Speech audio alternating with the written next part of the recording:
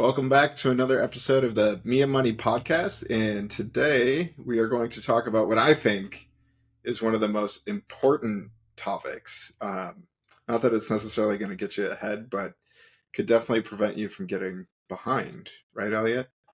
Yeah, and I would say it's a very exciting one. Yeah. Not, but it is an important one. Yeah. It's not exciting. You're right. But nonetheless, super important. And today we're going to be talking about cybersecurity and how you can protect not only yourself, but maybe help protect some of your friends and family members, especially the older ones, from the online and constantly growing proliferation of financial scams and identity theft. So, such a big topic, Elliot. Where do we even start? I mean, there's a lot of easy things that people can do.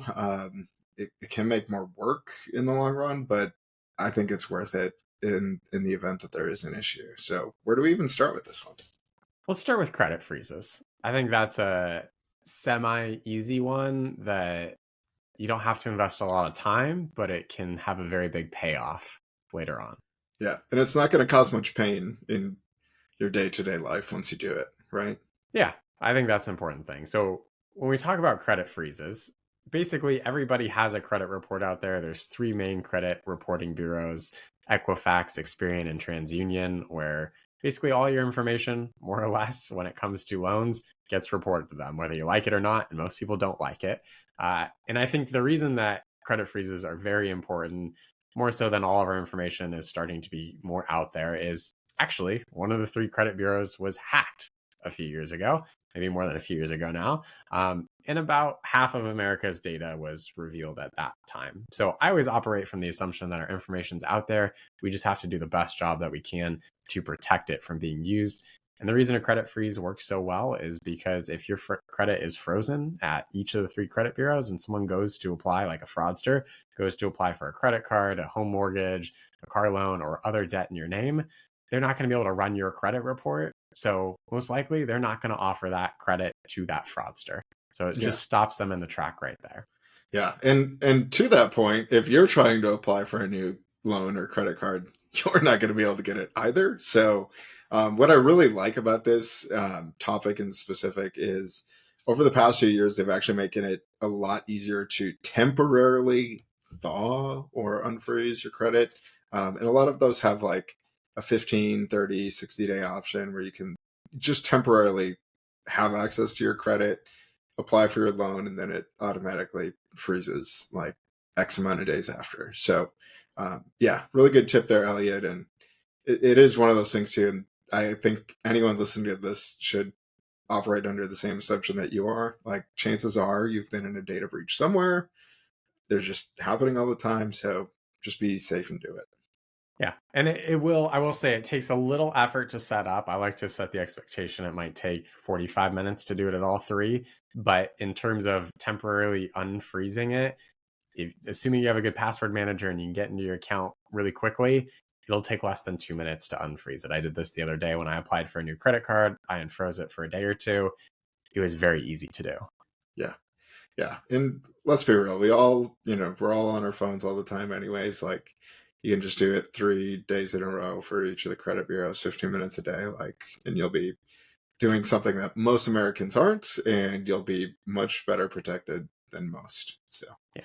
And share that with your friends, with your loved ones, with your family members. This should be something that I think almost everybody should do. I've yet to meet someone where it didn't apply. Yeah. Yeah. Everyone should do it. It's super easy. And yeah. I'll steal another easy one. I think this is like the craziest thing, that some people don't have passwords on their phones. Like, everyone should, if you don't have it, like, you should, or make sure that your grandparents for sure have a PIN number or some number that they can remember on their phone, so that, especially with how all this auto login and like, password storage on Android and iPhone work, like, you could theoretically, if you can get a hold of someone's phone, you could log in and do a lot of damage really quickly. So especially if you're going to be traveling anywhere, like, there's always, in the tourist traps, there's always people looking to pickpocket and and take a phone or something like that. So just make sure that you have those, and at least someone important to you knows how to get into your phone. Like, I think that's a pretty easy one that most people are probably already doing, but I think it would surprise us how many people aren't.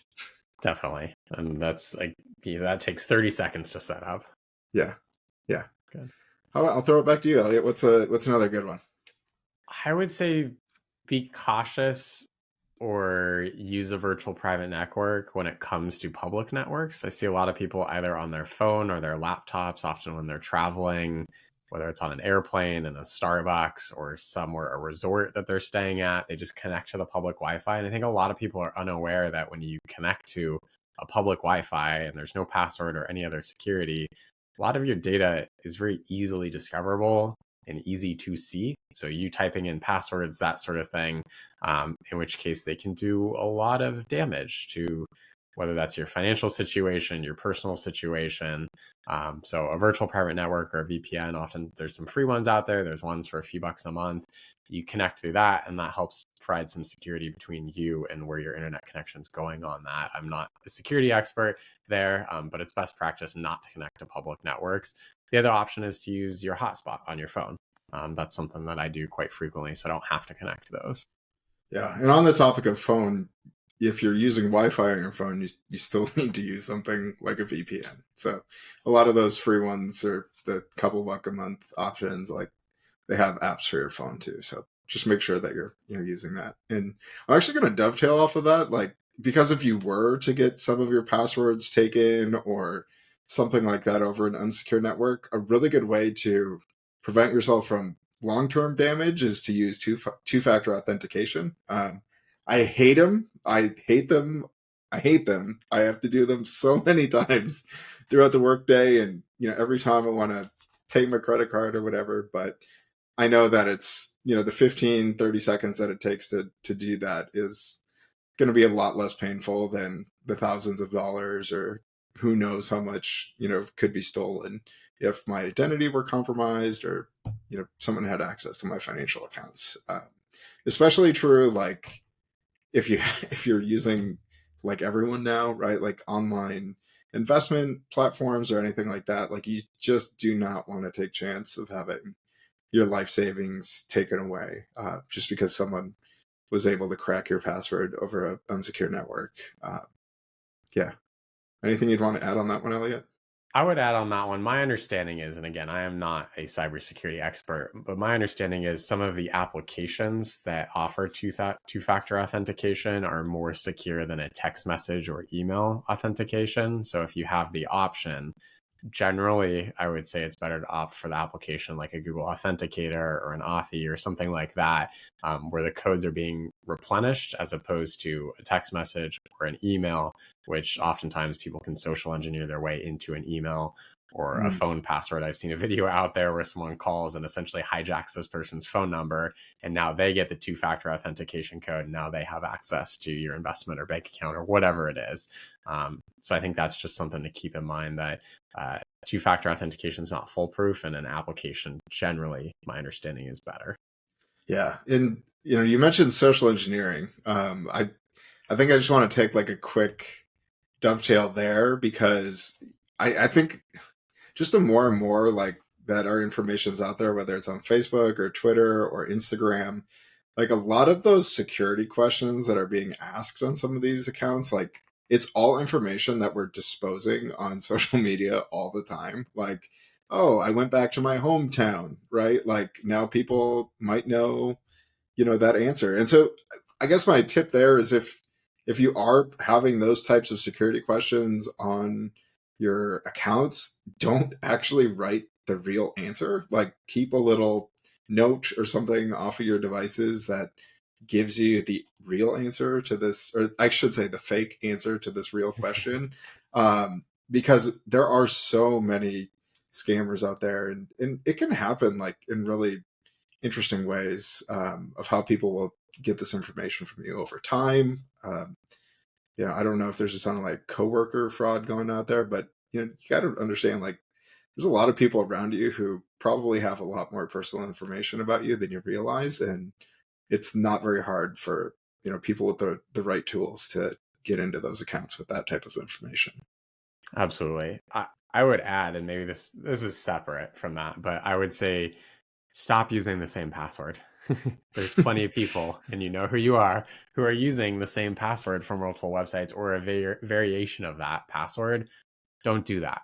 Stop doing that because, again, once data is leaked or there's a data breach, your password goes somewhere and people are going to just start trying that password on different websites until it works. You want to use strong and long passwords with lots of different characters within that's separate for every website. That's going to be a very good defense from this. Yeah, and to that note too, like, I mean, I think there's an argument or a debate sometimes about password managers, right? Because if one password to steal them all, right? And I do think though in general they're probably doing more good than harm, Yeah. right? Because LastPass or one password, or there's a billion of them out there now.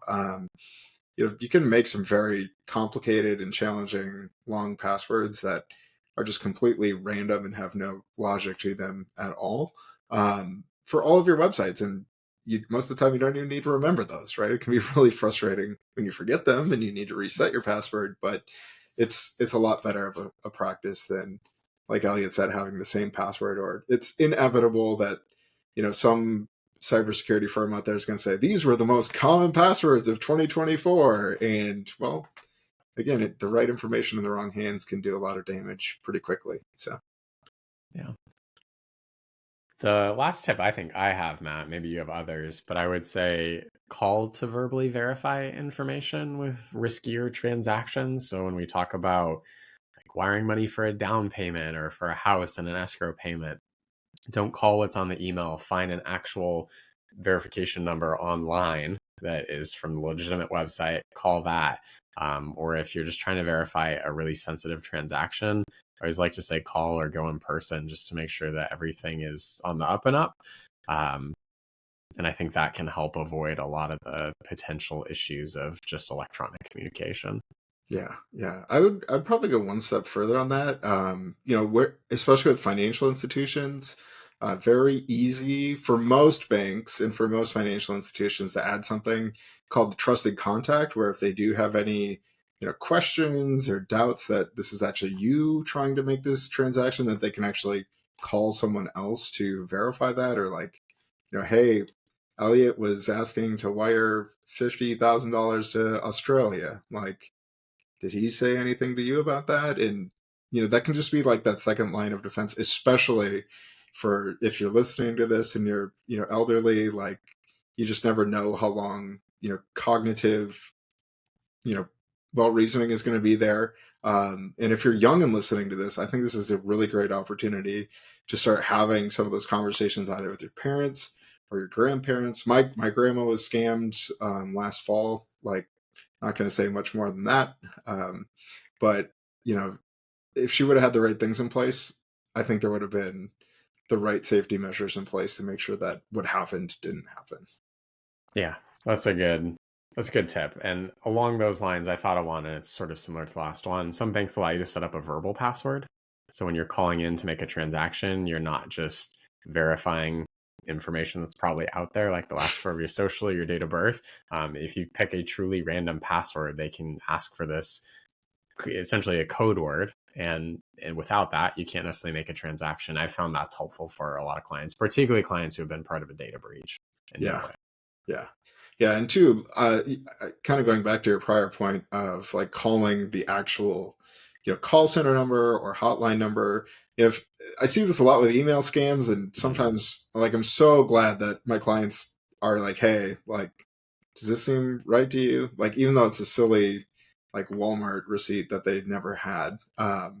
If you are getting an email from a business or somewhere where you shop, like, look at that email address very closely and go back to whatever the store or retailer or whatever, what their website is, and you can just ask their customer service team, like, is this a legitimate email address from your company? And they should be able to answer that for you. A lot of these scams, right, they predicate themselves on being able to isolate you and make you feel like you need to take quick action or you did something wrong.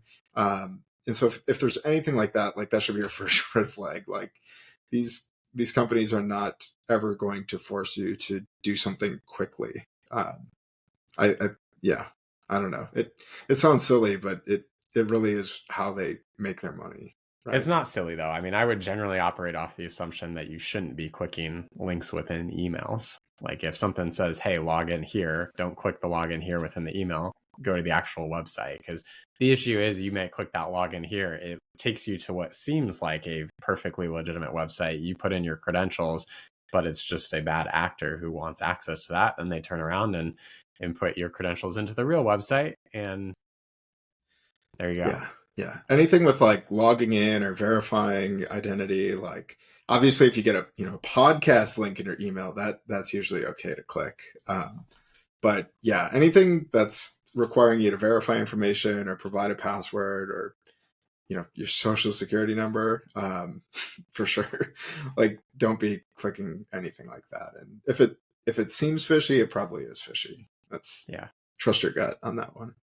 And if you do find yourself on the phone with someone and they are asking for this information, it is perfectly okay to hang up and call that company back at a number that you find that's legitimate to verify that that person's actually the right person. Yeah. Yeah. And with how common this has become, like if you're really, really unsure, the Consumer Financial Protection Board, the CFPB, we're going to include a link that they have with a ton of awesome resources of all the different types of scams, whether it's charity scams, lottery scams, I don't know, like Romance or pig relatives. butchering scams. Yeah, just people asking for money. Like they have a whole list of how to identify these things, and I think this is one of the better cybersecurity resources out there. Also, like if it's happening to you, odds are it's probably either happening or happened to someone in your community. A lot of these crime waves seem to go like by location. Like for instance, when my grandma was scammed back in the fall, like the cops knew exactly what she was talking about because it had happened to five or so other people in this tiny town, right? So if you're really really uncertain, that's something where you could even just call the authorities and say like, hey, like is this a scam? Have you heard of anyone being scammed by something like this? Yeah. Good tips. Probably not the first line of defense, but it's a good last line of defense for sure. Yeah. Yeah. All right. Anything else, Elliot?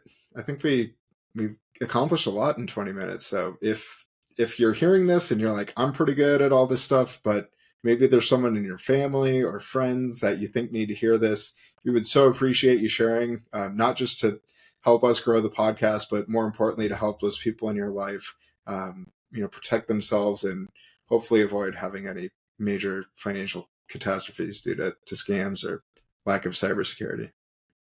That's great, Matt. We packed a lot in today.